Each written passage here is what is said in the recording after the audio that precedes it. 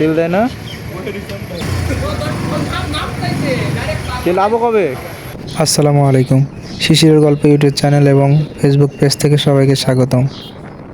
ভাইরে ভাই, মাথা নষ্ট, কোথাও তেল নেই, বাইকারদের যে কি কষ্ট আপনাদের এই ভিডিওতে আমি তুলে ধরার চেষ্টা করতেছি। এটা যেটা দেখতে পাচ্ছেন AM রাকিব ফিলিং স্টেশন, এটা হচ্ছে সতেরোশিয়া ছোট পাম্প নামে পরিচিত। এখানে মূলত দুইটা পাম্প আছে, ছোট পাম্প এবং বড় পাম্প। দুইটা পাম্পই বন্ধ, দুটাতেই তেল নাই। মুক্তাগাছায় আরও 3-4টা পাম্প আছে, দেখি এখানে তেল পাওয়া যায় কিনা। তো কথা বলতে বলতে চলে এলাম নবাব আলী ফিলিং স্টেশন মুক্তাগাছা। তো এখানে এসে দেখি এখানেও তেল দিচ্ছে না, বন্ধ। CNG লাইন ধরে বসে আছে। তো সামনে পুরাতন বাস স্ট্যান্ড, এখানে একটা তেল পাম্প আছে, এখানে মূলত তেল দেয়। চলুন দেখি সেখানে তেল পাই কিনা। তো মুক্তাগাছা ফিলিং স্টেশনে চলে আসলাম। এখানে এসে দেখি যে এখানেও তেল দিচ্ছে না, পাম্প বন্ধ। তো চলুন কর্তৃপক্ষের সাথে কথা বলে দেখি কবে তেল দিবে। তেল দেয় না, তেল আবো কবে ভাই?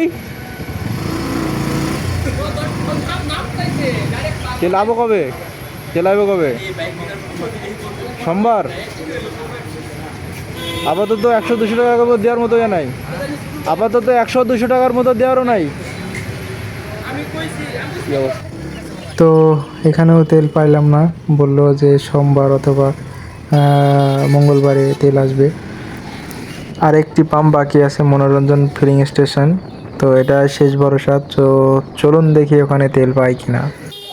এখানে এসে দেখি অনেক বড় লাইন, বাস, ট্রাক এবং ছোটো মিনি পিক আপগুলা। তো মনে হচ্ছে তেল দিচ্ছে না, তবে তেল দেওয়ার কথা ছিল আজকে। তো বাইকাররা অনেক ভাই দাঁড়ায় আছে তেল নেওয়ার জন্য। আমি জিগাইলাম একটা বাইরে যে ভাই তেল দিতেছে কিনা, তো বললো যে না ভাই তেল দিতেছে না।